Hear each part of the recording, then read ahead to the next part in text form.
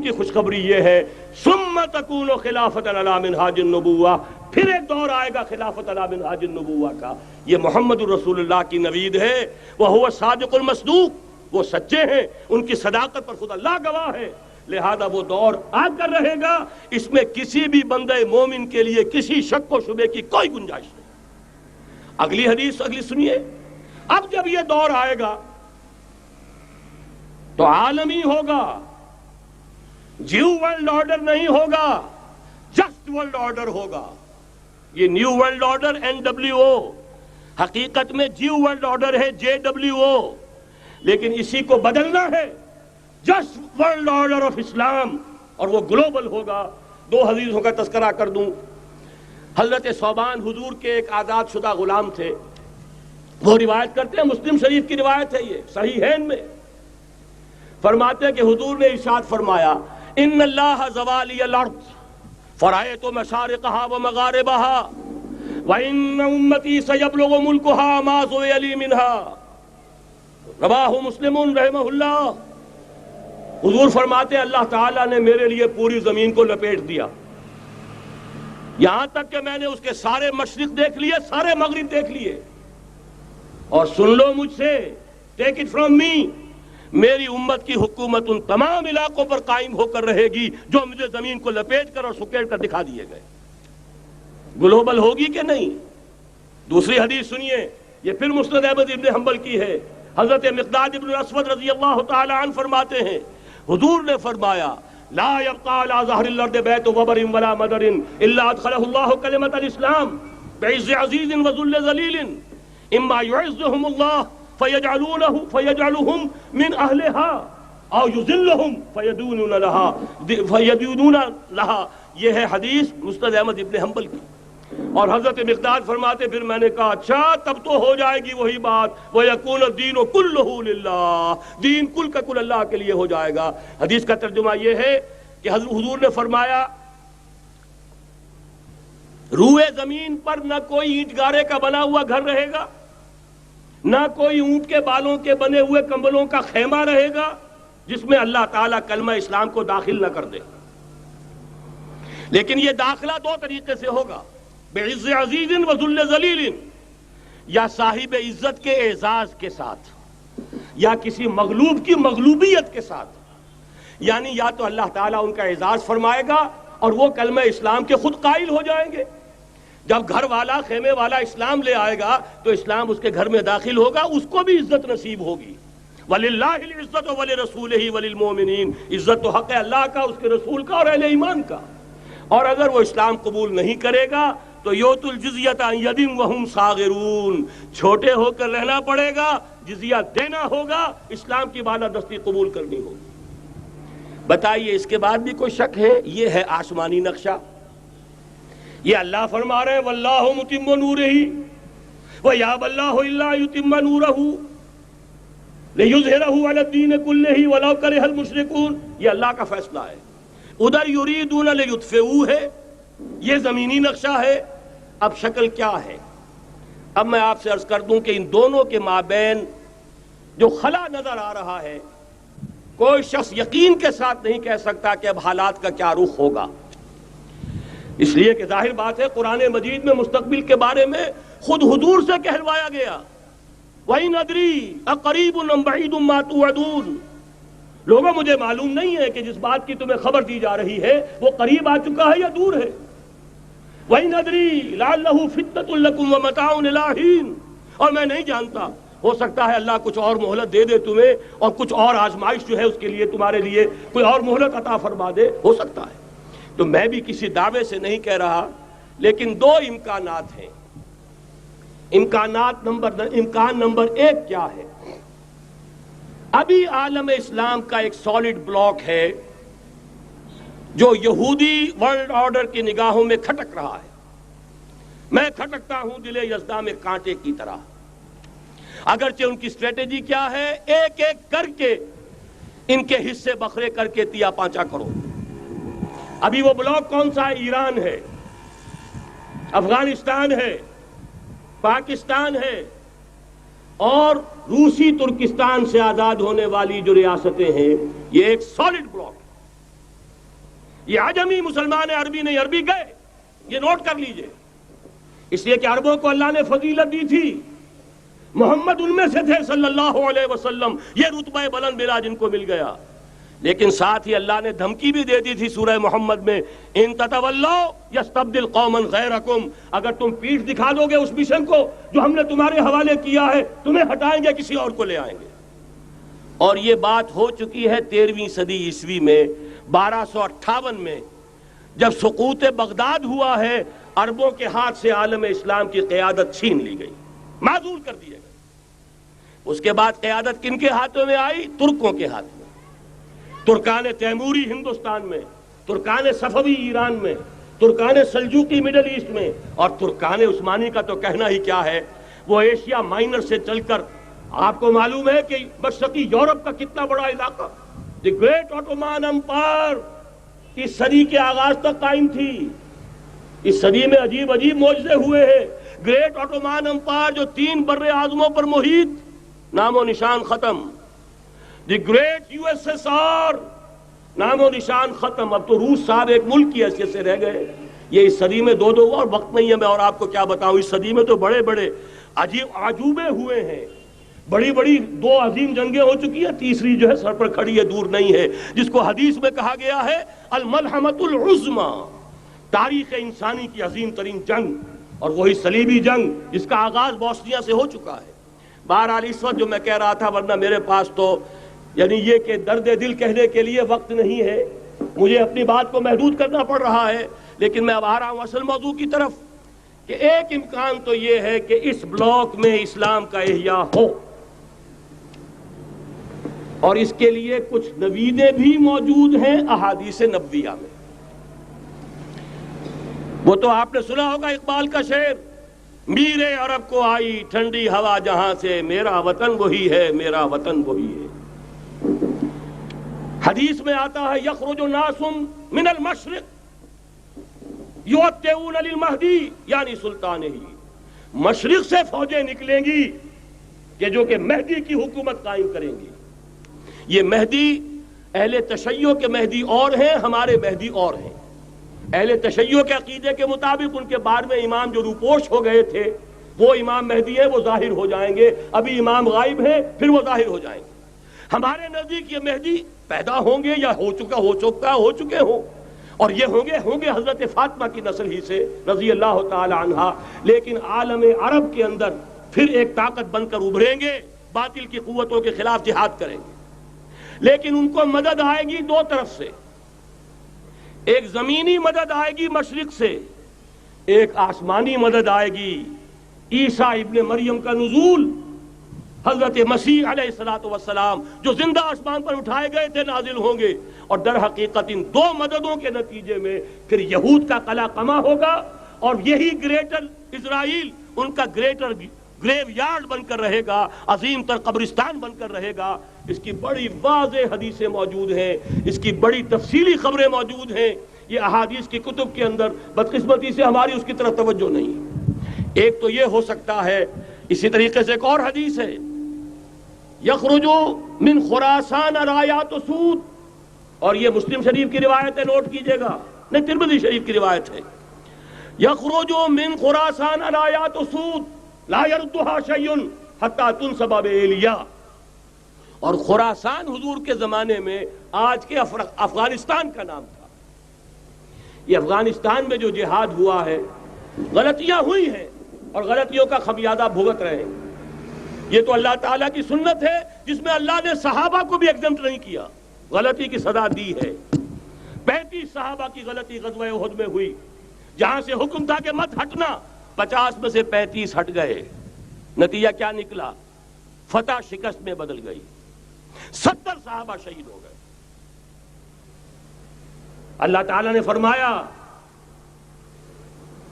وَلَقَدْ صَدَقَكُمُ اللَّهُ وَعْدَهُ إِذْ تَحُسُّونَهُم بِإِذْنِهِ حَتَّى إِذَا فَشِلْتُمْ وَتَنَازَعْتُمْ فِي الْأَمْرِ وَعَصَيْتُمْ مِن بَعْدِ مَا أَرَاكُمْ مَا تُحِبُّونَ۔ مسلمانوں، ہم سے گلہ نہیں کر سکتے، ہم نے اپنا وعدہ سچا کر دکھا دیا تھا، جبکہ تم انہیں گاجر مولی کی طرح کاٹ رہے تھے، لیکن جب تم ڈھیلے پڑ گئے، تم نے ڈسپلن کو توڑا، تم نے اختلاف کیا، تو سزا دی ہم نے۔ تو اگر صحابہ کرام رضوان اللہ تعالی علیہم اجمعین، خیر الناس بعد الانبیاء، پوری نوع انسانی کے اندر انبیاء کے بعد بلند ترین انسان، اگر ان کی بھی غلطی کا خمیازہ جو ہے اللہ نے چکھایا، کیوں چکھایا؟ ضروری تھا، آئندہ کے لیے سبق ہو جائے۔ یہ وَلِيُمَحِّصَ مَا فِي قُلُوبِكُمْ، تاکہ تمہارے دلوں کے اندر اگر کہیں کوئی کھوٹ ہے اور پاک کر دیں ہم۔ اس لیے بہرحال غلطیاں ہوئی ہیں افغانستان میں، ایک امام کے ساتھ بیعت نہیں تھی، بلکہ بدقسمتی اور بڑھ کر یہ ہے بیعت کر کے توڑ دی۔ عبد الرسول سیاف صاحب کے ہاتھ پر ہمارے پاکستان کے 7 گروپ جو تھے، انہوں نے عین حرم میں بیٹھ کر بیعت کی اور پاکستان آ کر بیعت توڑ دی۔ سزا اس کی مل رہی ہے، آپس کی خانہ جنگی یوں ہی نہیں ہو رہی، کوئی سبب ہے، لہذا یہ سزا تو ملے گی، لیکن جتنا خون یہاں پر خلوص کے ساتھ دیا گیا ہے اس کی مقدار بھی کم نہیں ہے۔ یہاں سے خیر برآمد ہوگا۔ اور دوسری بات اپنے بارے میں نوٹ کر لیجئے، یہ پاکستان، بچا کھچا Pakistan, what remains of Pakistan, یہ اصل میں ہے کیا؟ مولانا بہت خوبصورت انداز میں فرما رہے تھے، یہ 313 نہیں تھے، اسلام تھا۔ اسی طرح نوٹ کیجئے، پاکستان نہیں ہے، 4 صدیوں کی تجدیدی مساعی کا حاصل ہے۔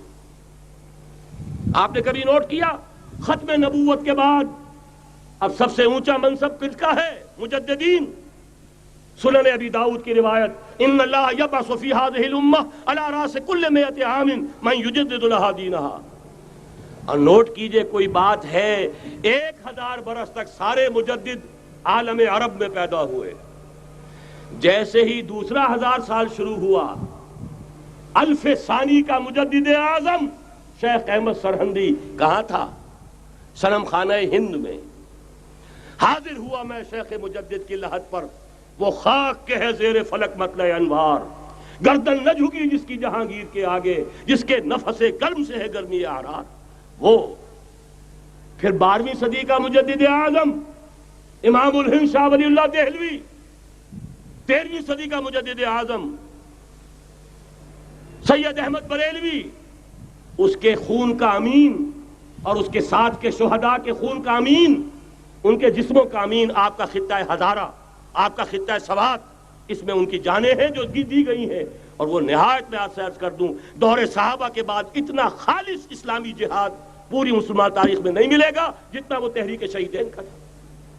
14ویں صدی ہجری میں شیخ الہند جیسا مجاہد اعظم کہ انگریز نے گرفتار کر کے قید بھی کیا ہے، تو کہاں؟ ہندوستان میں نہیں، کہاں؟ جزیرہ سائرس، کیا نام تھا؟ بالٹا، جزیرہ مالٹا بحر روم میں۔ اقبال کے نفس سے ہے لالے کی آگ تیز، ایسے غزل سرا کو چمن سے نکال دو۔ کہیں ہندوستان کی کسی جیل میں ہوا تو شاید اس کے نفس کی گرمی ہی سے کوئی حرارت پیدا ہو جائے۔ اور اسی صدی میں 14ویں صدی ہجری میں اقبال جیسا مفکر، اسی 14ویں صدی ہجری میں مودودی جیسا مصنف، اسی 14ویں صدی ہجری میں مولانا الیاس جیسا مبلغ رحمہم اللہ، عظیم شخصیتیں آج پورے عالم اسلام میں آپ کو تبلیغی دوست ملیں گے۔ یہ کہاں سے شروع ہوئی تحریک؟ دہلی کی ایک چھوٹی سی مسجد سے، وہ مسجد بنگلے والی اب تو بڑی عالیشان ہو گئی ہے، جب وہاں شروع ہوا تھا کام بڑی چھوٹی سی مسجد۔ یہ سارے کام یہاں کیوں ہوئے؟ پورا عالم اسلام آزاد ہوا، کہیں نعرہ اسلام کا نہیں لگا، کہیں عرب قومیت پر، کہیں کسی اور عصبیت پر تحریکیں چلی ہیں، صرف تحریک پاکستان تھی کہ پاکستان کا مطلب کیا؟ لا الہ الا اللہ۔ کوئی سبب ہے کہ یہاں قرارداد مقاصد پاس ہوئی، حاکمیت اللہ کی ہے کہ اکبر نام لیتا ہے خدا کا اس زمانے میں۔ یہ سارا ماضی سامنے رکھیے اور حضور کی دی ہوئی پیشین گوئیوں کا مستقبل سامنے رکھیے، ان دونوں سے ثابت ہوتا ہے اس خطہ ارضی سے کچھ ہونا ہے۔ اگرچہ بھٹکے ہوئے ہیں لیکن کبھی بھولی ہوئی منزل بھی یاد آتی ہے راہی کو، اور بھٹکے ہوئے آہو کو پھر سوئے حرم لے چل، اس کی ضرورت ہے۔ مسلمان کو پھر اس کا مقصد یاد دلایا جائے۔ پاکستان اس لیے نہیں بنایا گیا تھا کہ ہمارے ہاں ٹاٹے اور برلے نہیں تھے تو ہمارے پاس اس کے بھی باپ وجود میں آ جائیں، اس لیے تو نہیں بنایا گیا تھا۔ پاکستان اس لیے نہیں بنایا گیا تھا کہ جاگیرداروں کی جاگیرداریاں محفوظ ہو جائیں، پاکستان اس لیے تو نہیں بنایا گیا تھا اور یہ کہ نمازیں اور مسجدیں تعمیر ہو جائیں، مسجدیں تو امریکہ میں تعمیر ہو رہی ہیں، عالی شان سے عالی شان، اس لیے پاکستان نہیں بنا تھا۔ آج بھی مسلمان، میں معذرت سے عرض کر رہا ہوں مولانا سے، آج بھی بھارتی مسلمان کی ایوریج نمازی ہونے کے اعتبار سے پاکستانی مسلمان سے کہیں بہتر ہے۔ آج بھی برقع نظر آ جائے گا تو ہندوستان میں نظر آ جائے گا۔ میں نے اپنی آنکھوں سے دیکھا چند سال پہلے، جب مکہ مسجد حیدرآباد دکن میں 3 دن مسلسل میری تقریریں ہوئی ہیں، 10,000 مرد اور 5,000 خواتین، اور ان میں سے کوئی بغیر برقعے کے نہیں تھی۔ ایک سیلاب نظر آ رہا تھا برقعوں کا کہ جب جلسہ ختم ہوا ہے رات کے 12 بجے 3 دن تک متواتر۔ یہاں کہاں نظر آئے گا برقع آپ کو؟ یہاں تو جس کے بعد 2 پیسے ہو گئے اس نے سب سے پہلے برقع اتار کے پھینک دیا۔ معلوم اچھی طرح سمجھ لیجئے، یہ چیزیں تو وہاں زیادہ ہیں یہاں کی نسبت۔ اصل ضرورت تھی کہ یہاں اس نظام کو قائم کیا جائے، وہ نظام عدل اجتماعی، وہ جس میں حریت ہو، جس میں عام آدمی بھی خلیفہ وقت کو ٹوک سکے۔ یہ کرتا کیسے بن گیا؟ ایک خاتون بھی کھڑی ہو کر دامن پکڑ لے، عمر تمہیں کیا حق ہے کہ ہمارے مہر کے اوپر پابندی لگا رہے ہو، جبکہ اللہ نے نہیں لگائی۔ اللہ قرآن میں قنطارہ کا لفظ استعمال کر رہا ہے۔ ڈھیروں سونا دے دے کوئی شخص اپنی بیوی کو مہر کے اندر، طلاق دیتے وقت اس میں سے کچھ نہیں لے سکتا۔ آپ کون ہوتے ہیں ہمارے حق کے اوپر پابندی لگانے والے؟ اور عمر نے کہا، آج ایک بڑھیا نے وہ اب عمر کو دین سکھایا، آرڈیننس واپس۔ حضرت سعد بن ابی وقاص رضی اللہ تعالی عنہ جو فاتح ایران تھے، وہ گورنر ایسے ہی نہیں بن گئے تھے ریوڑیاں بٹی ہو اور گورنری مل گئی ہو، وہ تو خود فاتح تھے ایران کے، اس لیے گورنر تھے۔ صرف ایک پرچہ پہنچا ہے بارگاہ خلافت میں، حضرت عمر فاروق کے پاس انفارمیشن آئی، سعد نے اپنے گھر کے باہر ڈیوڑی بنا لی ہے اور ایک دربان کھڑا کر دیا ہے۔ حضرت بلال کو بھیجا ہے رقعہ دے کر، اور یہ حکم تھا کہ بلال پہلے تو جاتے ہی ڈیوڑی میں آگ لگا دینا، پھر یہ رقعہ دینا میرا۔ اور رقعے میں لکھا ہوا تھا، اے سعد، لوگوں کو ان کی ماں نے آزاد جانا تھا، تم نے انہیں اپنا غلام کب سے بنا لیا ہے؟ یہ دربان کھڑے کر دیا اپنے آگے۔ وہ حریت، وہ مساوات کہ جا رہا ہو خلیفہ وقت اور چارج لینے جا رہا ہے بیت المقدس کا، کوئی ذاتی علاج کے لیے نہیں جا رہا، سیر و سیاحت کے لیے نہیں جا رہا، چارج لینے کے لیے بالکل سرکاری وزٹ ہے، آفیشل وزٹ ہے، اسٹیٹ وزٹ ہے۔ اور حال کیا ہے؟ 700 میل کا فاصلہ طے کرنا اور ایک اونٹنی، کوئی انٹوریج نہیں، کوئی خدم و حشم نہیں، کوئی جمبو جٹ بھرے ہوئے نہیں، کچھ نہیں، ایک اونٹنی، ایک خادم۔ اس ایک اونٹنی پر چونکہ راستے کا راشن بھی ہے لہذا 2 آدمی نہیں بیٹھ سکتے، ایک بیٹھ سکتا ہے۔ ایک منزل خلیفہ وقت بیٹھا ہوا ہے اوپر اور خادم نکیل پکڑ کر چل رہا ہے، اگلی منزل خادم اوپر بیٹھا ہے اور خلیفہ وقت عمر بن الخطاب رضی اللہ تعالی عنہ اور وہ آگے آگے نکیل پکڑ کر چل رہے ہیں۔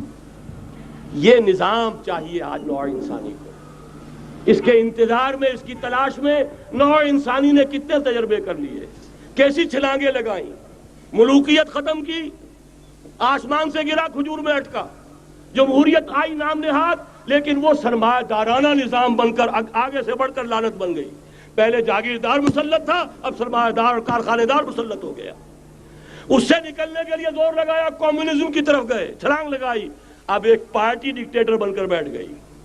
انسان رست از یک بنتا افتاد در بندے دیگر، ایک چیز سے غلامی سے نجات پاتا ہے، دوسری میں پھنس جاتا ہے۔ اور کیوں؟ کہ وہ نظام عدل اجتماعی جو محمد عربی کو دے کر بھیجا گیا تھا، اس کے کسٹوڈین سوئے ہوئے ہیں، اس کے کسٹوڈینز کو اندازہ ہی نہیں۔ یہ نسخہ تو ہمارے پاس تھا، ہمیں عمل کرنا تھا اور دنیا کے سامنے پیش کرنا تھا۔ پاکستان بنایا اس لیے گیا تھا کہ ہم اس کا ایک نمونہ دنیا کے سامنے پیش کریں گے۔ قائد اعظم نے فرمایا تھا کہ ہم یہ چاہتے ہیں کہ پاکستان کی صورت میں عہد حاضر میں اسلام کے اصول حریت و اخوت و مساوات کا ایک نمونہ قائم کر کے دکھائیں۔ کہاں ہے وہ؟ بھٹک گئے، سو گئے۔ بہرحال اب بھی وقت ہے، جب تک سانس تب تک آس۔ میرے عزیز نے تو ڈرایا ہے اور صحیح ڈرایا ہے۔ اللہ تعالیٰ نے 25 برس انتظار کیا تھا، پہلے عذاب کا کوڑا پھر مارا ہماری پیٹھ پر۔ وَلَنُذِيقَنَّهُم مِّنَ الْعَذَابِ الْأَدْنَىٰ دُونَ الْعَذَابِ الْأَكْبَرِ، بڑے عذاب سے پہلے چھوٹا عذاب کا مزہ چکھائیں گے، لَعَلَّهُمْ يَرْجِعُونَ، شاید کہ لوٹ آئیں۔ وہ ہم سے 1000 میل کے فاصلے پر ہوا تھا، اگرچہ 93,000 ہمارا کڑیل جوان، جن میں غالباً 43,000 فوجی، اور یہ کہ تقریباً اتنی تعداد میں جو غیر فوجی تھے، وہ اس ہندو کے غلام بنے، قیدی بنے، جن پر 800 برس تک، کہیں 600 برس تک، کہیں 1000 برس تک حکومت کی تھی۔ اتنی بڑی شکست کا کلنک کا ٹیکا ہماری پیٹھ پر پڑا۔ پہلے عذاب کا کوڑا آ گیا تھا، 25 برس ہو گئے تھے قمری حساب سے، نوٹ کر لیجئے، یہ نہ سمجھیے 24.25 برس ہوئے تھے، 24.25 برس قمری حساب سے 25 برس تھے۔ اور اب نوٹ کر لیجئے اگلے 25 برس کے پورے ہونے میں اگلے رمضان کی 27 تاریخ تک صرف مہلت ہے، نصف صدی پوری ہوا چاہتی ہے۔ کوئی عجب نہیں اس عذاب الادنیٰ کے بعد ہم جاگے نہیں، ہوش میں نہیں آئے، کوئی عجب نہیں کہ بڑے عذاب کا کوڑا ہماری پیٹھوں پر برس جائے۔ لیکن مجھے یہ یقین ہے، نوٹ کر لیجئے، اگر یہ دوسرا امکان ہو گیا، خدا نہ خواستہ اللہ کے عذاب کا کوڑا ہماری پیٹھ پر برسا، مجھے یقین ہے اللہ ہندوؤں کو مسلمان بننے کی توفیق دے گا، لیکن اسلام کا بول بالا اسی خطے سے ہوگا۔ تاریخ میں یہ ہو چکا ہے آیا فتنہ تاتار کے افسانے سے، پاسباں مل گئے کعبے کو صنم خانے سے۔ تاتاریوں کے ہاتھوں کروڑوں مسلمان قتل ہوئے، لیکن اسلام نے تاتاریوں کو فتح کر لیا، اور پھر اسلام کا مسلمانوں کا دوسرا دور عروج انہی تاتاریوں کی مختلف شاخوں کے تحت ہوا۔ وہ تاتاری ہی تو تھے، وہ سارے ہورس، ٹرکش ہورس، ترکان تیموری، ترکان صفوی، ترکان سلجوقی، ترکان عثمانی، وہی تو سٹاک تو وہی ہے آیا فتنہ تاتار کے افسانے سے، پاسباں مل گئے کعبے کو صنم خانے سے، اس لیے کہ حضور نے فرمایا مشرق سے ہوگا، یہاں سے فوجیں چلیں گی، تو کوئی عجب نہیں۔ بہرحال یہ دو امکانات ہیں، لیکن اس کا فیصلہ تیرے ہاتھوں میں ہے، دل یا بدن، سیدھی بات۔ اگر تو اب بھی ہم ٹھیک ہو جائیں، جاگ جائیں، ہوش میں آ جائیں، قوم یونس کی طرح توبہ کر لیں، تو بغیر عذاب کے کوڑے کے رحمت خداوندی ہم پر سایہ کرے گی۔ اگر ہم نہ جاگے تو وہ عذاب کا کوڑا آئے گا۔ یہ نہیں میں کہہ سکتا ان ادری قریب بعید ما توعدون، یہ میں نہیں کہہ سکتا، یقین کے ساتھ جانتا ہوں کہ آئے گا، لیکن یہ کہ اس کے بعد بھی یہیں سے بول بالا ہوگا۔ اگر ہمارے ذریعے نہیں تو ان کے ذریعے سے، جو ہمیں شکست دے کر پھر اسلام قبول کر لیں گے، لیکن کیوں نہ پہلے ہی راستے پر چلنے کی کوشش کریں۔